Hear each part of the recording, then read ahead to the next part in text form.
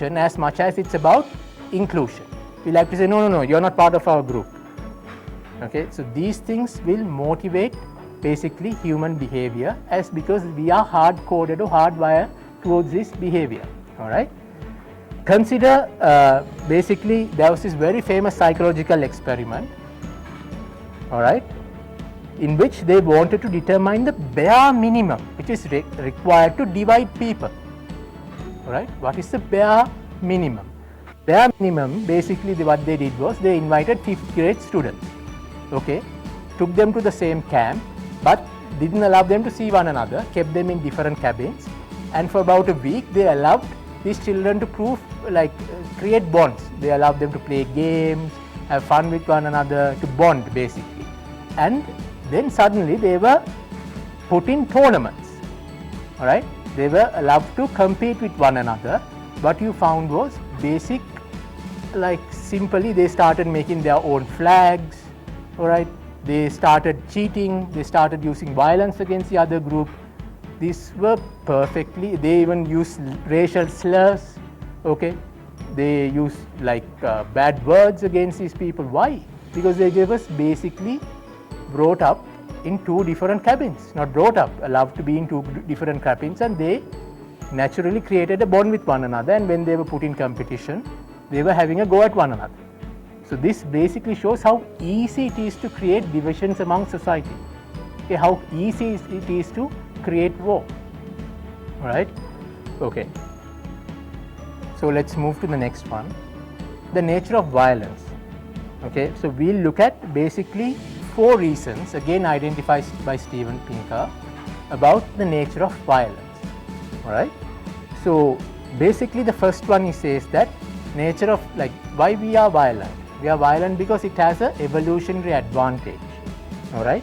Otherwise, organisms who was better at competing with one another were capable of surviving. Otherwise, organisms have evolved to compete with one another for the survival of their genes. All right. This is basically an instrumental use of violence. This violent tendency is natural and commonplace. In fact, it can even be seen in young children. Studies have shown that most violent stage of development is toddlerhood. Anyone who is a mother would know this. Okay, they would kick, bite and hit. All right, these are basic natural behaviors of children. Right? This violent streak seems to have a neurological basis as well. A certain area of the brain known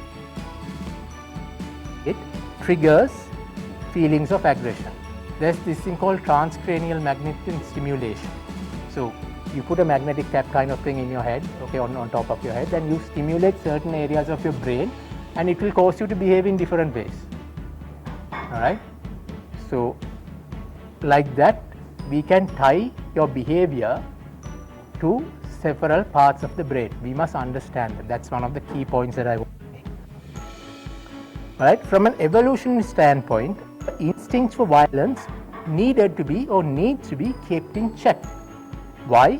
Because, for example, hurting our kin or children would be counterproductive. Therefore, humans tend to use violence selectively. So we have the option of using violence. We have that capacity as well. We are violent by nature, but we are also having the option of choosing violence. These may sound very obvious things, okay, but there's a lot of scientific research behind this. Right? For example, most of the Nobel Prizes have been won by people for finding out obvious things. All right? But they might seem very obvious, but if you look at the functions, which, the complexity of these obvious things, you will find lot more mysteries, lot more things which it explains. All right? The nature of violence. For example, the best example is gravity. All right? Gravity is very darn obvious, right? If we drop something, it falls. Okay, we can't fly. It's so obvious, but one dude, all right, so Isaac Newton thought something fell on my head, and why? So we came up with the theory of gravity. Even Einstein was thinking about light, how light travels. Light is the most obvious thing, but he gave it very deep thought and he figured out the general theory of relativity. So the most obvious things that we find have the most deep alright, scientific principles behind him, or has the potential for deep scientific discovery, alright. So the nature of violence, the second reason is the desire for revenge. Why do we have this desire for revenge? Okay, she left me, so I must kill her. Why is that? Why is that like behavior is there? Why is that feeling there? There must be a purpose to it. We should be able to explain it scientifically, alright. So a major and almost ubiquitous motivator of violence. This is a very major and a ubiquitous motivator of violence, alright.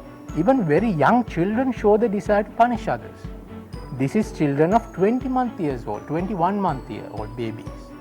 For example, this very famous puppet experiment, where they show a very helpful puppet who would help another puppet who attempts to do something, and there's a bad puppet, basically, who does not allow the puppet in question to do something else, alright, otherwise prevents the person. So when you ask the babies who they like to play with, alright, basically what happens is the babies would go for the friendly one, and not only that, the babies would not even give a treat to the other one. So it's a natural tendency we have, okay. This ties up to the idea of fairness of morality. We'll look at that later on. And as predicted, the Kivs basically, okay, the same thing that I said. From an evolutionary standpoint, revenge can be understood as a deterrent. That means we tend to think that is not only good actions which should be reciprocated, but bad ones too. That means we know that if we act again, like harm someone, there's a likelihood of that person harming us back. So it's a deterrent effect. It has a deterrent effect. So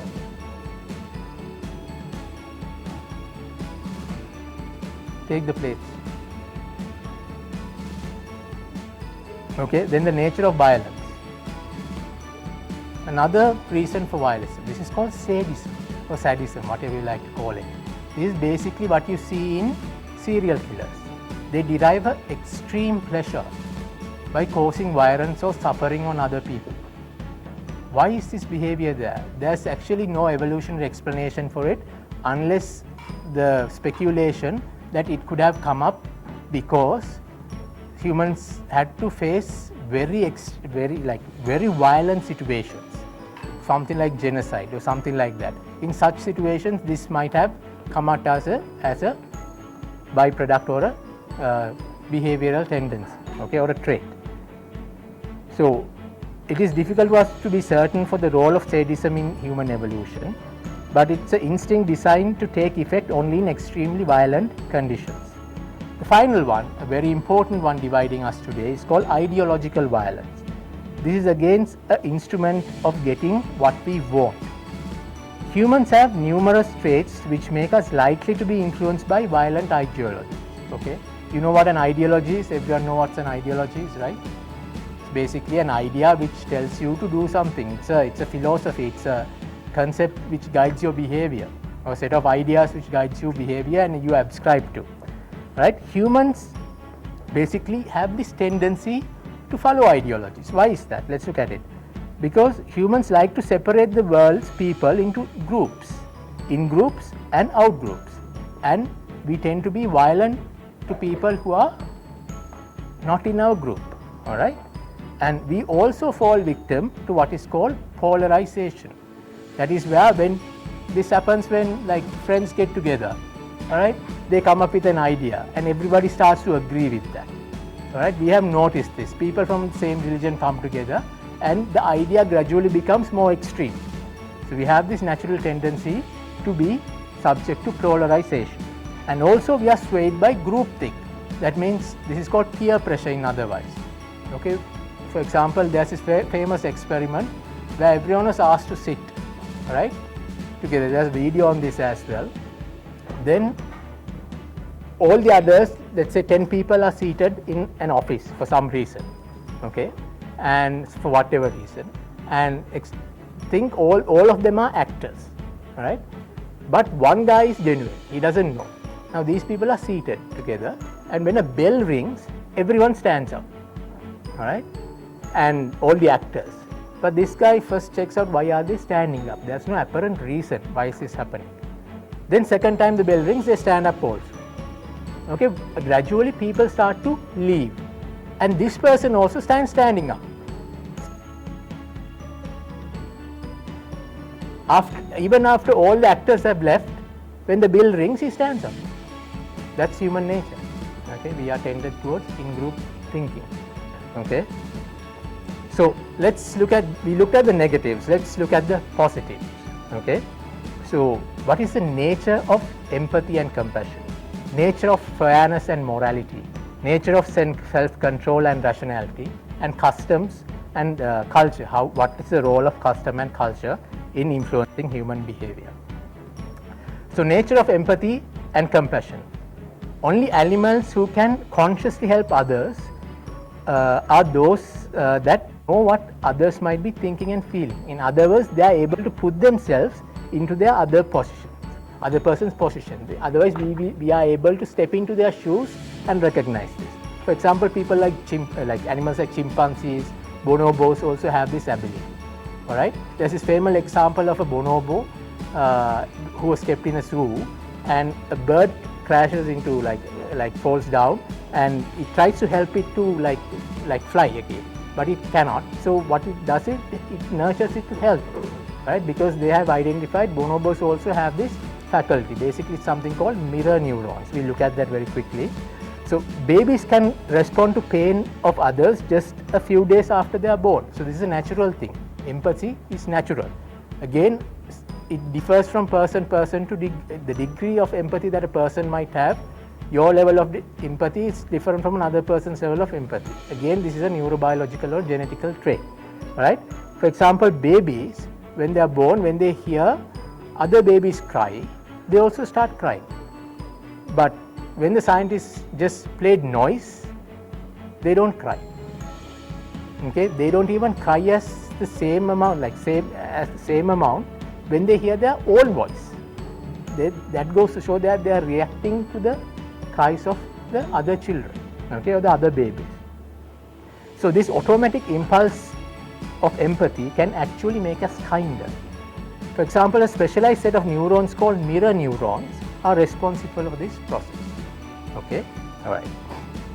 So the nature of empathy and compassion again. Empathy developed initially to encourage people to care for their kin, especially their children.